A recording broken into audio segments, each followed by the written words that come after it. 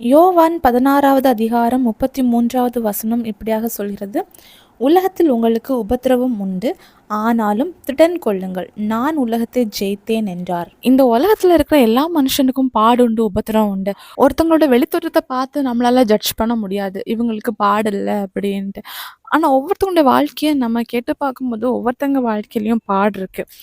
ஆனா இதன் மத்தியிலயும் நம்ம கூட இருக்கிற ஆண்டவர் நம்மளை ஜெயிக்க வைக்கிறவர். ஏன்னா அவர் இந்த உலகத்துல வாழ்ந்த காலத்துல அநேக பாடுகளை ஜெயித்தாரு. நம்ம அநேக நேரம் நினைக்கிறோம், நமக்கு பாடு உபத்திரவங்கள் வரும்போது ஆண்டவர் நம்மளை பார்க்கல, அவர் நம்மளை கைவிட்டாரு அப்படின்ட்டு. ஆனா ஆண்டவர் எல்லாவற்றையும் பார்த்துட்டு தான் இருக்கிறாரு.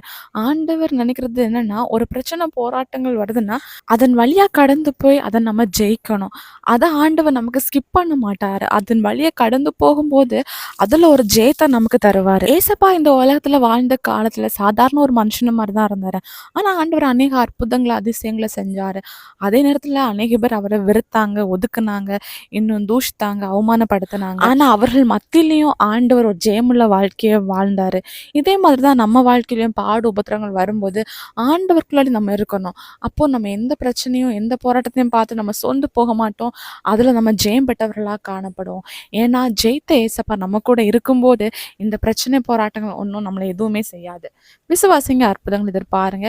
இயேசு கிறிஸ்துவின் நாமத்தில் ஆமேன்.